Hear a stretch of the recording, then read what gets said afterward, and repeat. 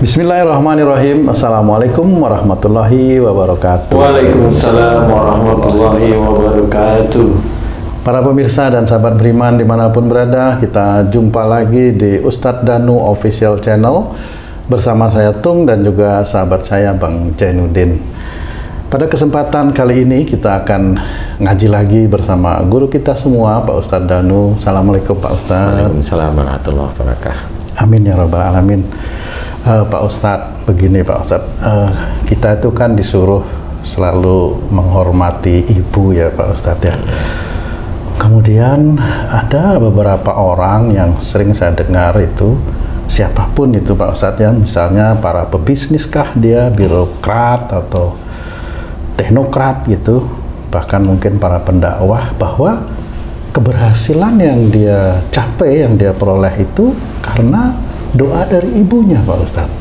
Nah, apakah kita boleh seperti itu Pak Ustadz, bahwa keberhasilan itu memang dari doa ibu begitu Pak Ustadz? Iya. Bismillahirrahmanirrahim. Assalamualaikum warahmatullahi wabarakatuh. Waalaikumsalam warahmatullahi wabarakatuh. Amin ya rabbal alamin. Memang ada seorang anak itu mau membanggakan ibunya yang seperti itu. Satu hal yang harus kita lakukan kepada ibu atau orang tua kita adalah hormat kepada beliau. Jelas itu hormat ya. Kemudian jangan menyakiti beliau, jangan menyakiti hati beliau, jangan membuat beliau nangis. Itu memang dianjurkan oleh Rasulullah. Jadi boleh sebenarnya mau menceritakan ibunya, tapi tidak yang seperti itu gitu. Tidak yang seperti itu, karena itu bukan ranah ibunya sebenarnya. Jadi sesuatu keberhasilan itu bukan ranah ibunya. Keberhasilan seseorang, kalau orang melihat itu dia anggap itu berhasil, itu dari ranah Allah. Jadi bukan dari ranah manusia atau makhluk siapapun, nggak bisa. Seperti yang tertulis dalam Quran, ma syabaka min hasanatin fa min Allah. Jadi apa saja nikmat yang kau terima itu dari sisi Allah. Jadi tidak ada seorang makhluk yang bisa memberikan nikmat kepada makhluk lain, itu tidak bisa. Walaupun itu ibunya tidak bisa. Tapi ibu saya kan nyusui saya, itu kewajibannya. Itu kewajiban. Iya. Kalau ada ibu bilang, dulu kamu saya susui, dulu kamu saya sekolahkan, dulu kamu saya pintarkan, ini, sekarang kamu durhaka sama orang tuamu. Nah, ini sama. Jadi ibunya bilang seperti itu tidak boleh. Karena itu tanggung jawab orang tua. Nah, bagi anak yang ibunya bilang durhaka, anaknya apalagi ya durhaka juga. Jadi keluarga ini memang keluarga yang memang jauh dari Allah Ta'ala. Jadi harus difahami bahwa kalimat demi kalimat itulah yang muncul. Jadi tidak bisa itu disembunyikan. Kalau memang dia egonya tinggi, makanya kalau orang tua tadi bilang, kamu dulu kecil saya susuin, untung kamu nggak saya buang di tempat sampah, umpamanya kan gitu ya. Saya sekolahkan sampai pintar. Nah, tidak boleh seperti itu. Pintar itu milik Allah, menyusui itu tanggung jawab, kan seperti itu. Menyekolahkan itu tanggung jawab. Jadi tidak boleh itu diambil bahwa semua yang diberikan oleh orang tua kepada anaknya itu ada dari orang tua itu sendiri, juga tidak boleh.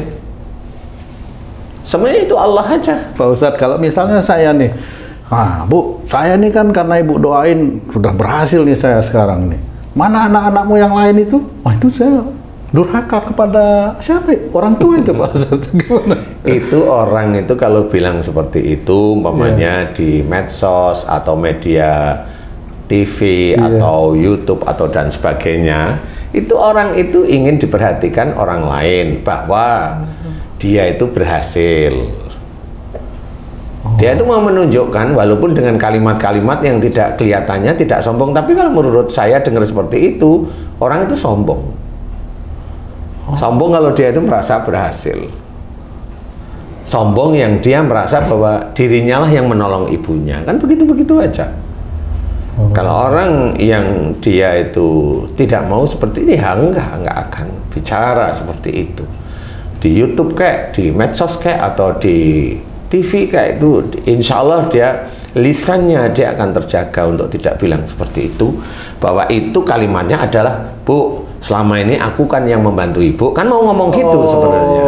Tapi plesetkan, dipelintirkan, mana anak ibu yang lain kan gitu.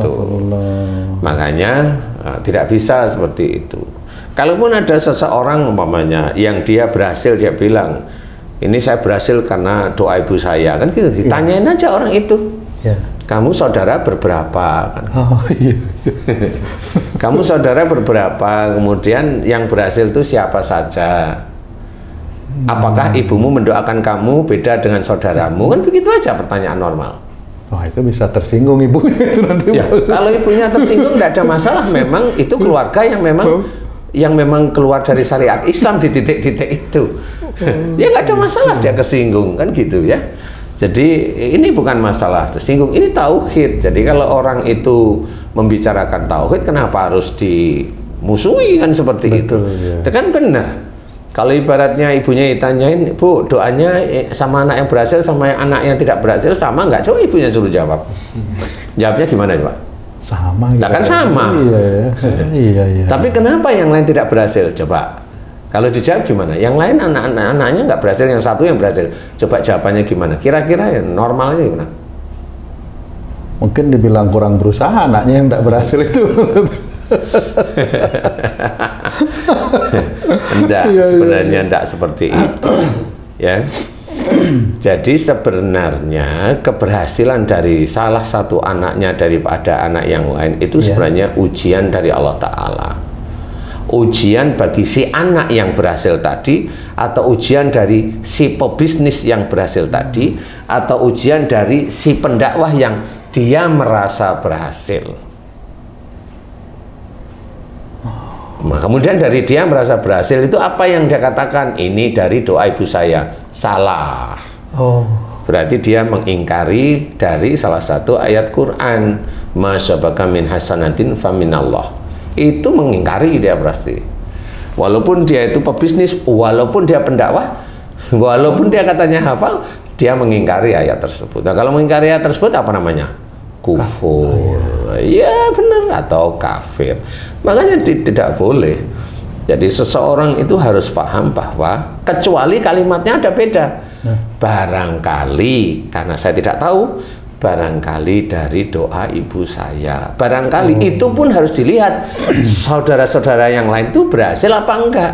Kalau saudara-saudara yang lain itu dia melihat nggak berhasil, nggak usah ngomongin masalah itu. Itu bikin malu keluarga nanti.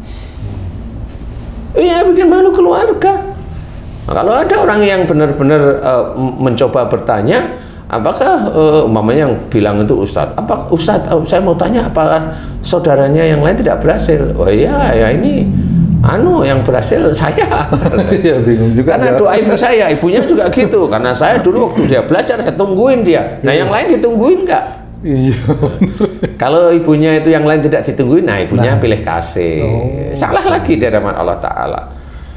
Cuma kalau jawaban ibunya itu, ya semuanya doa saya sama, itu ibunya sudah benar di hadapan Allah. Tapi persoalan Allah itu memberikan ujian yang berupa harta itu tidak pada keluarga semua, di salah satu keluarga, kan seperti itu. Di salah satu anak, maksud saya, salah satu anak. Dan di anak itu bagaimana? Apakah dia memang baik benar? Apakah dia memang pelit benar? Kan tergantung ya. Apakah dia itu ujub, riak, sombong, keluar terus-menerus? Karena dia merasa bahwa dirinya ini karena doa ibunya pada saudaranya lainnya, kalau dilihat-lihat, emang nggak sama doanya. Iya, betul juga itu ya. Ya kan sama, orang tua kan doanya sama, ya kan? Anaknya soleh atau solehah sama semuanya didoain pasti. Benar. Nah, di titik inilah harus paham bahwa doa seseorang itu adalah ketaatan orang itu kepada Allah. Kalau seorang berdoa itu ketaatan seseorang kepada Allah Ta'ala. Dan kalau isi doa itu baik, itu masuk di ranah ketaatan pada Allah Ta'ala karena doanya isinya baik. Masalah dikabulkan doa itu urusannya Allah, bukan urusannya manusia per manusia, atau urusannya ayahku, atau urusannya ibuku, karena ibuku prihatin, karena ayahku juga prihatin, karena ayahku penunggu gunung Lawu, mamanya tidak butuh yang begitu. Semua kenikmatan itu dari sisi Allah yang akan menguji, yang menguji anaknya yang dia bilang katanya sukses, menguji anaknya yang dia bilang katanya Ustadz hebat, viral, dia bilang bahwa saya berhasil karena doa ibu, dia semuanya akan menguji. Nah, di titik itulah Allah tahu bahwa oh, kamu hanya tahu di mulut aja. Jadi ya, begitulah cara mengamalkan tidak ada Tuhan selain Allah itu. Ustaz, jika kita tidak boleh berkata keberhasilan seseorang itu karena doa ibunya, padahal hadis bilang kan ridho Allah tergantung ridho orang tua. Kemudian ada lagi Allah berkata Allah akan mengabulkan doa hambanya yang beriman dan beramal soleh. Jika si ibu ini memenuhi hal itu, terus dia ridho dan mendoakan anaknya, apakah itu bukan juga dari doa ibunya, Ustaz? Sekarang saya tambahi satu ayat. Ayat ini menceritakan bahwa seseorang kalau meminta duniawi akan diberikan. Oh, berarti kalau nanti kalau itu di akhirat, orang yang meminta dunianya itu dia akan dimasukkan dalam neraka. Ini harus dijajarkan. Jadi sekarang Haji mau lihat yang gimana nih ridho ibu yang Allah itu juga ridho. Kan harus tahu yang mana nih tujuannya akhirat. Iya, tujuannya akhirat. Jadi bukan tujuannya itu kaya, sukses dan bukan. Makanya harus ada pasangan yang lain. Jangan satu hadis ini, satu momennya ayat ini. Tidak bisa, harus ada pasangan yang lain sehingga itu klop nantinya. Jadi tahu, oh iya berarti doa ibu yang dikabulkan oleh Allah Ta'ala ini memang urusannya akhirat. Kalau dunia tetap aja ujian. Tetap ujian. Karena bagaimana itu, doa seperti itu ditanyain saudaranya yang lain. Didoain nggak sama ibunya? Sama. Kenapa itu nggak dikabulkan sama Allah? Nggak jadi semua. Nah, kan nggak jadi semua. Kan akhirnya ngerti. Oh iya ya. Enggak bisa bahwa semua doa orang tua itu dikabul. Enggak. Apalagi yang urusannya dunia. Enggak. Itu hanya ujian aja. Karena mamanya dulu orang ini miskin, capek miskin, mamanya capek miskin, dia didengerin sama Allah Ta'ala. Nah, Allah tidak melihat dia merintih-rintihnya doa, tapi Allah aja kasih aja, walaupun dia itu sholat, walaupun kasih aja. Nah, bagaimana dengan Allah kasih dia, mamanya? Dimuliakan nggak ibunya? Setelah dia muliakan ibunya, mamanya diberi harta, pokoknya dimuliakan secara duniawi. Tapi dia sendiri sombong, ujub, riya dan sebagainya itu kan ujian yang dulu dia itu bosen melarat sebenarnya. Dia ngomong saya bosen melarat, kan seperti itu. Kemudian apa? Dia ngeluarin uang untuk sedekah agak sulit, ngasih sih, tapi dengan hartanya yang ratusan miliar itu nggak sebanding gitu loh. Dia bangun rumah, dia hitung beneran sampai kontraktornya itu pusing karena keinginan dia. Kan bisa aja. Iya, nggak taunya orang ini pelit ya, minta ampun gitu. Ya, itu ketahuan. Jadi kontraktornya sampai nggak bikin efisiensi. Ya. Kan gitu. Jadi yang mana nih yang berhasil kan gitu. Jadi memang benar, makanya jangan melihat kesuksesan orang itu dari dunianya. Makanya kalau nanti ridho Allah tergantung ridho orang tua itu, iya ya saya paham itu. Tetapi yang mana kan gitu. Makanya kita ambil sampel, jangan yang titik berhasilnya anaknya, coba anak yang lain. Berarti Ustadz, kalau seorang orang tua atau seorang ibu atau seorang bapak mendoakan anaknya dunia, secara nggak langsung orang tuanya atau ibunya ini memberikan ujian pada anaknya. Betul. bener maupun enak pun itu akan menjadi ujian. Yang tidak enak menjadi ujian. Yang enak bilang sukses, mamanya jadi ujian. Ibunya bilang apa? Itu dari doaku loh kan. Akhirnya kufur, akhirnya menjadi kafir kan gitu. Si anak sama, ini doa ibuku, no kan. Akhirnya ujiannya dia nggak lulus diuji seperti itu. Nah ujian itu yang enak. Yang nggak enak gimana? Anaknya dablek, orang tuanya bilang nanti kamu itu kalau udah ketabrak kendaraan patah kakimu, baru kamu tahu rasa. Tabrak bener patah, bingung dia loh, kan diuji lagi dia. Kan gitu. Iya kan? Sama analoginya dengan yang tadi, orang tuanya minta diberi kesuksesan anak-anaknya, dikasih Allah Ta'ala satu. Nah itulah menguji keluarganya. Bagaimana saudara yang lain iri nggak dengan saudara yang satu? Betul. Iri nggak dengan ibunya? Kan kayak gitu-gitu. Apa namanya cerita yang nanti akan dibawa di akhirat itu kan seperti itu ceritanya. Jadi tidak bisa seperti itu. Itu hanya Allah Ta'ala. Jadi kita harus memahami bahwa apa saja nikmat itu datangnya dari Allah. Ya, masyabaka min hasanatin fa min Allah. Wa ma sabaka min sayyi'atin fa min nafsik. Apa saja musibah yang kau terima itu disebabkan dari buah tanganmu sendiri, berarti itu dosa-dosa kita. Jadi kita harus paham seperti itu. Ya.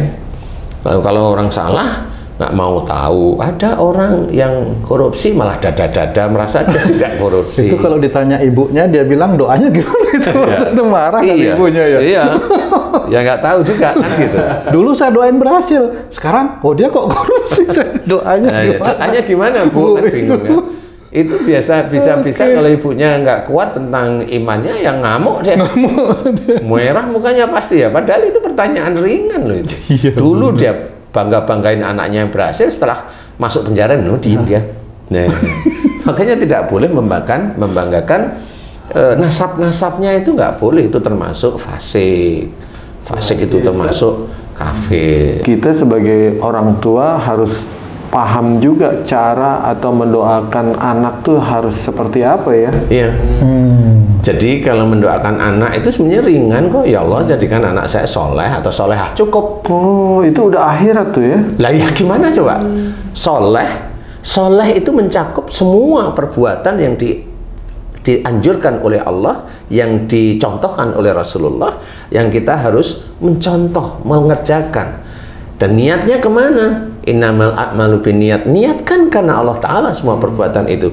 Jadi semua yang dikerjakan anak-anak kita yang dianggap oleh Allah Ta'ala soleh itu tahu dia. Nah kalau dia sudah menjadi insya Allah soleh di hadapan Allah, kan Allah nanti yang mengatur rizkinya. Jika semua orang paham tentang doa menjadikan anak yang soleh ataupun solehah, tentunya nggak ada masalah. Tapi biasanya di masyarakat belum puas kalau berdoanya itu dunia. Soleh-soleh itu sebagian orang kayaknya ini deh, nggak ini deh, nggak mantep gitu. Gimana tuh Ustaz? Ya itulah. Yang namanya manusia itu pasti banyak ngurusi dunia. Benar. Makanya coba doanya soleh aja atau solehah, cukup coba. Nanti kan gatel hati sama otaknya itu. Maunya pinginnya dunianya berhasil kan gitu. Nah itu menjadi ciri bahwa orang tuanya memang nggak paham. Orang tuanya belum paham, tapi nggak ada masalah. Tinggal dia itu kajiannya, dia sering dengerin siapa. Kalau kajiannya sering dengerin yang ustadz-ustadz yang viral, yang ngecekin orang, yang lucu-lucuan aja, kan dapat dia. Tapi kalau dia itu kajiannya itu ustadz yang benar-benar ngajarin tauhid, sunnah dan sebagainya, niatkan karena ini, karena Allah mamanya dan sebagainya, diajari untuk berbuat baik, diajari semuanya. Loh, dia tahu insya Allah kok, insya Allah tahu pasti. Karena hidayah itu akan dibuka oleh Allah Ta'ala. Kalau dia itu mamanya basicnya dari ustadz yang lucu-lucuan, dia selesai dia dapatnya besok di akhirat dia lucu aja. Karena apa? Karena memang dia nggak dapat sesuatu yang baik. Nah, siapa yang salah? Siapa yang salah? Kan gitu. Hatinya dia, pikiran dia yang memilih sebenarnya. Kenapa dulu itu kalau dia itu mendengarkan ustadz yang kajiannya tauhid beneran, dia selalu nggak enak ini. Loh kan begitu. Cari yang santai-santai, loh kan begitu ya akhirnya. Tapi Pak Ustadz, apakah ada misalnya keberhasilan dunia itu yang nanti bisa untuk akhirat? Atau memang keberhasilan dunia akhirat, ada nggak yang bisa dibawa untuk akhirat Pak Ustadz? Sebenarnya kalau orang itu memahami, umpamanya satu, dia cari rezekinya karena Allah Ta'ala, Dia serahkan semua ikhtiarnya kepada Allah. Dia hanya menjalankan. Dalam berikhtiar tersebut pasti banyak ujian. Ujiannya yang enak, yang nggak enak itu ujian masuk di titik itu.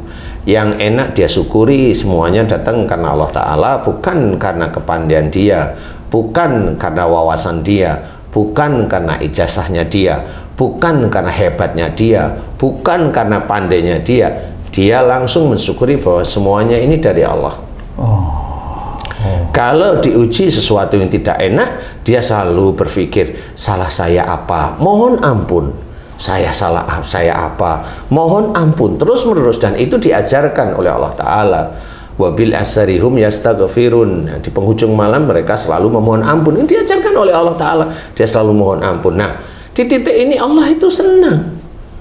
Ini orang-orang yang mengikuti benar-benar anjuran atau ketaatan kepada Allah Ta'ala. Nah, di titik inilah sebenarnya nanti orang-orang ini, walaupun tidak banyak orang ini diberi keberhasilan oleh Allah Ta'ala. Allah yang memberikan keberhasilan. Dan orang itu tahu, nah ini saya itu begini karena Allah. Jadi bukan merasa dirinya hebat, bukan karena dulu bosen karena dia melarat, bukan. Bukan karena dia merasa dulu didoain, enggak. Tapi tetap hormat kepada ibu. Kan seperti itu, semua dijalani dengan tahap-tahap yang tidak keluar dari syariat. Ibunya tanya, nah kenapa kamu nggak bilang bahwa dulu saya sering doain kamu? Nah ibunya kan pingin riak, pingin bangga dia lah. Kan anaknya yang tahu agama kasih tahu kan gitu. Itulah yang benar sebenarnya. Bukan anaknya ujuk-ujuk langsung memamerkan ibunya di depan jamaah misalnya gitu. Itulah yang namanya bangga terhadap nasab. Bangga. Itu fasik sebenarnya. Jadi makanya kita harus memahami, belajarlah yang benar, fahami kemudian terapkan di dalam kehidupan sehari-hari. Dari mulai bicara ya ditata yang baik. Seperti itu. Wong mulut kita itu besok itu juga akan bersaksi ya. Nanti di akhirat. Mata kita juga bersaksi di akhirat, telinga kita bersaksi di akhirat, otak kita juga bersaksi di akhirat, kolbu hati kita juga bersaksi di akhirat. Dan seperti itu.